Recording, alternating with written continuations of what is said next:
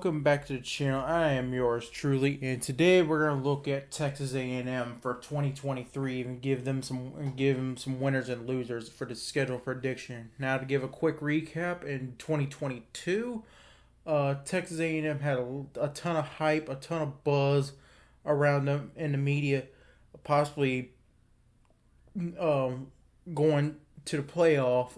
I didn't really buy the hype because I knew Texas A&M is typically an 8-4 team in the SEC. Never won the SEC West, much less the SEC title.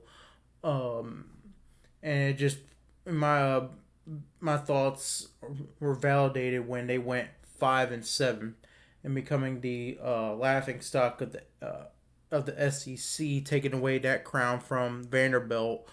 So, and then also they brought in the number one recruiting class that year, which since then most of that has done transferred out because if they're not going to be on the field, then they can go on the field somewhere else. And plus, Texas A&M wanted to fire Jimbo, but his contract is a bazillion amount of dollars if you buy him out, and Texas A&M couldn't afford to buy him out. So even though he's got a national title back 10 years ago, you got to produce some results at Texas A&M, especially with the amount of talent they have at Texas A&M. Probably outside of Alabama, LSU, Texas A&M is probably the third most talented team in the SEC West. And you're only averaging at best 8-4. Now I know people's going to comment in the comment section, oh, they went 10-1 in the COVID year. Yeah, they did, but guess what? Nobody cares about the COVID year. Everybody just played in the COVID year to have fun. So, anyways, let's look at this. Let's look at some Vegas odds for Texas A&M in 2023. As we take a look at the odds set by the Vegas sports books for Texas A&M in 2023, I like to look at these numbers because this is what the betting public feels like a certain team's going to do. Meaning that not only these people are saying that they're going to do this or that, but they're willing to put their money behind it. So they're basically putting their money where their mouth is. For Texas A&M this year, the over under win total for them is at 8, exactly 8, not 8.5, nothing like that. Usually it's like a 0.5. They do it that way so there's no tie. I guess you best say it. With this number, if you feel confident that Texas A&M is going to go 9-3 or better, you bet the over. And if you feel confident Texas A&M is going to go 7-5 or worse, you bet the under. Now, if Texas A&M ends up going 8-4 this year, the term they use is called a push, meaning nobody wins.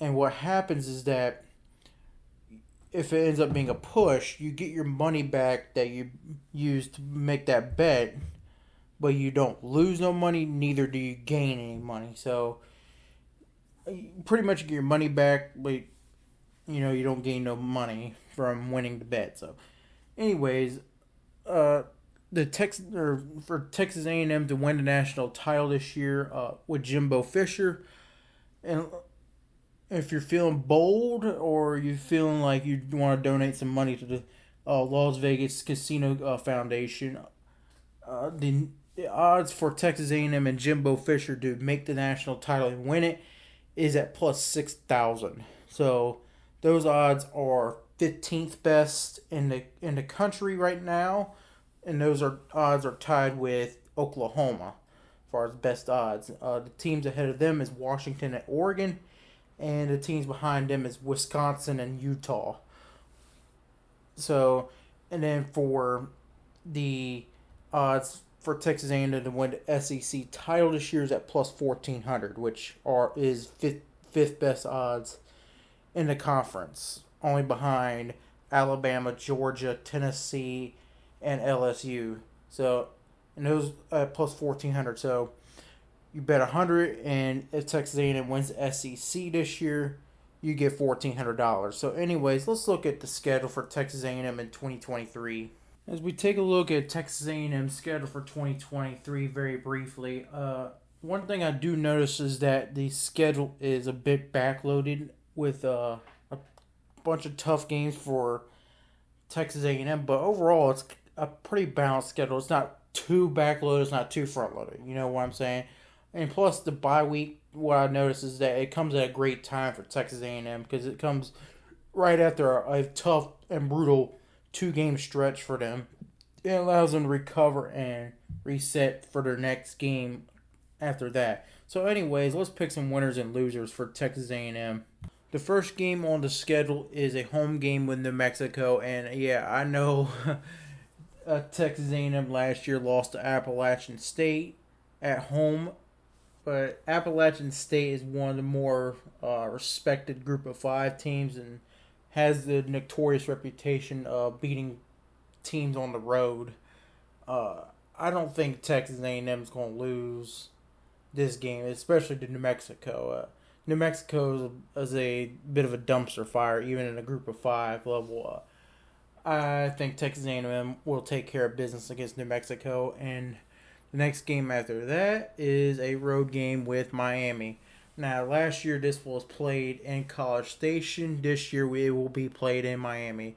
Last year this game was hard to watch. It was a slow pace, defensive struggle, and I think this year it's probably going to be around the same. There'll probably be some more points scored, but I think Texas A&M will take care of business against Miami on the road. So give Texas A&M the win over Miami. Next game on the list for Texas A&M is a home game with UNO Monroe. With the New Mexico game, I just do not see Texas A&M losing another game against a Group of Five team at home this year like they did with Appalachian State last year. So, anyways, enough talking about that. The next game after UNO Monroe is their conference opener against Auburn to open up SEC conference play. And Auburn was a dumpster fire last year. They fired their coach and brought in Hugh Freeze. And I think Auburn this year is going to be more improved than they were last year. However, I do not see Auburn beating Texas A&M.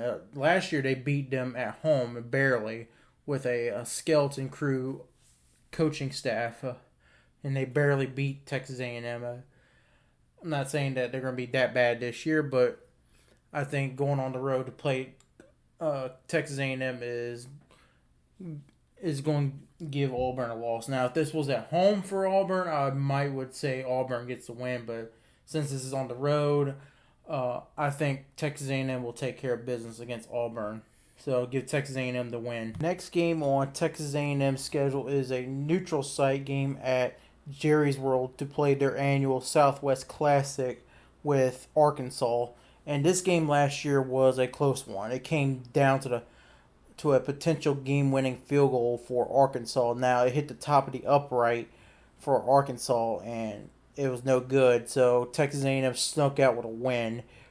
So, and Arkansas comes back with KJ Jefferson. The problem is that's all they're coming back with. They lost a ton through the transfer portal, graduation, bunch of coaching staff changes with Arkansas especially on the defensive side of the ball.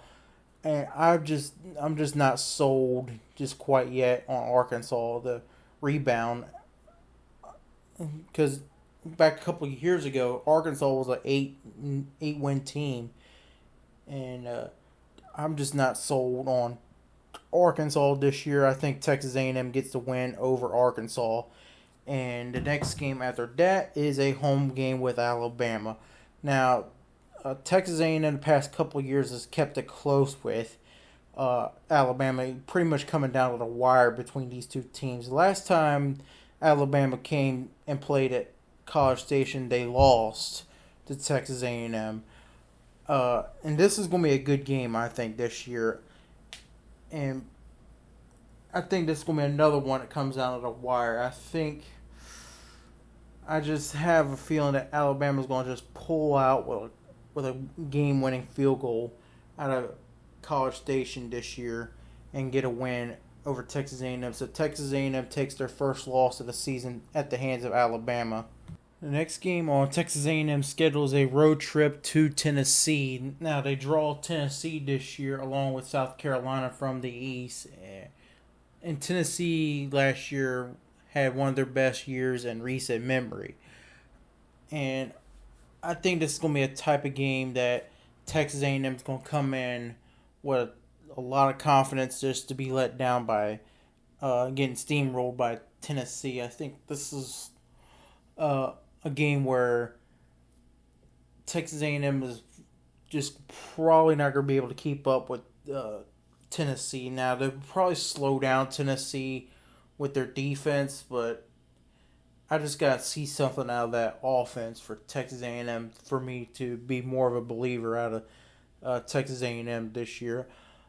I think Texas A&M a gets a loss here, so they drop 2 games in a row on the schedule, and then they get their bye week, like I mentioned before, and after the bye week, they get a home game with South Carolina. Now, last year, South Carolina won this game. This is the first time that South Carolina won against Texas A&M.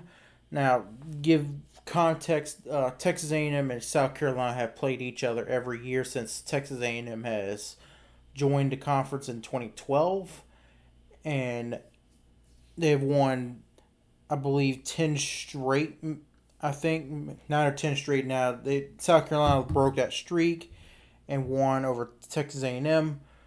I think this year Texas A&M is going to get revenge at home against South Carolina and get a win over the Gamecocks. So give the win over South Carolina on this one.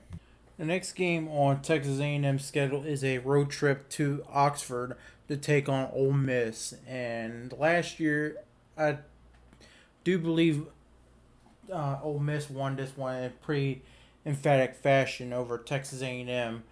And for some reason, Texas A&M struggled to beat Ole Miss under Lane Kiffin, and I don't think it's going to be any different. Now, if this game was at home for Texas A&M, I would say Texas A&M gets a win. But since this is a road trip to Ole Miss, I think Ole Miss gets a win in this game against Texas A&M, and this is going to be their third loss in the last 4 games for Texas A&M. And then after that game, they will have a home game with Mississippi State. Now, it is a terrible thing to see Mike Leach pass away. We lost a legend in the college football community with the passing of Mike Leach. So, what Mississippi State did was promote their defensive coordinator to head coach, and the defensive coordinator already then said he's not going to run the air raid system, and it's kind of hard to run the air raid system when the air raid system was in Mike Leach's head. I mean, you can't pour water on ashes to get the playbook. Anyways, I think Mississippi State this year is going to be probably the worst team in the SEC West this year. They're going to be probably fighting for bowl eligibility. I think Texas A&M gets a win over Mississippi State at home. The next game after the Mississippi State home game is a home game with Abilene Christian. I don't really need to say much. Texas A&M is going to win this game by a blowout fashion. And then the final game of the season for Texas A&M is a road trip to LSU. Now, last year they pulled off a shocking upset and won this game in College Station by, I believe, 2 touchdowns. I could be wrong, but I think it was 2 touchdowns. Now, this year they will have to go on the road to play LSU in Death Valley. I don't think Lightning's going to strike twice here, and I think LSU is going to get revenge on Texas A&M and beat Texas A&M at home. So, give Texas A&M the loss here to LSU on the road. And that's going to wrap up the 2023 schedule prediction for Texas A&M. As you see, I'm predicting that Texas A&M is going to go 8-4 this year. Now, 8-4 with 4 losses in the SEC, and with that record, they're probably not going to make the SEC title game. But with an 8-4 record, they do improve from their 5-7 mark. Now, is that going to be enough of an improvement to save Jimbo's job? maybe. Actually, I take that back. Probably because of the contract situation that Texas A&M is in with Jimbo. They would have to pay out around $80 million, and I don't see Texas A&M being able to do that and being able to carry on with their athletics. Now, with the ceiling for Texas A&M this year, I would say is probably 9-3. Yeah, I would say 9-3 at best. There's just the talent. That's not necessarily the talent. It's more about the coaching. You can have all the talent in the world. You can have nothing but 5 stars on the team, 4 and 5 stars on the team, but if you don't have a good coach, it means nothing. Uh, I I don't see Texas A&M going 12-0 or even 10-2. There's just a lot of tough teams. They have a brutal draw from the East. It's not the worst. They could have like a Georgia Tennessee. Now that would be impossible with the scheduling format uh, this year throughout previous years. Now for the floor or the worst case scenario for Texas A&M this year, I would say is probably, I would say 6-6. Like I don't see them doing worse than 6-6. Yeah, it's entirely possible they can miss a bowl game this year, but there's just too much talent on the team for them to miss the bowl game. Now I say that, and they did miss a bowl game last year, and it's largely due to the coaching and Jimbo not wanting to change his philosophy. He hired a offensive coordinator, but how much control Bobby Petrino is going to have over the offense, or will Jimbo still run the offense? Nobody really knows. My guess is that Bobby Petrino will run the offense this year, because why else would you bring in Bobby Petrino if you was going to run the offense yourself? So, anyways, if you like the content, enjoy my ramblings, like, comment, subscribe. You can comment down below any ideas of future teams that you want me to do predictions on. You can comment, say that I enjoy the content. You can comment saying I'm a dumbass and don't know what I'm talking about. I don't really care. Well, if you enjoyed if you enjoyed the content, like, subscribe. We're trying to grow the channel. Right now, we're doing this channel for free. We're basically not backed by anything, not even from YouTube, much less any brand. So if you want to keep the channel independent uh, and grow the channel with us, you can go ahead and hit the subscribe button. And until next time, thank you for watching.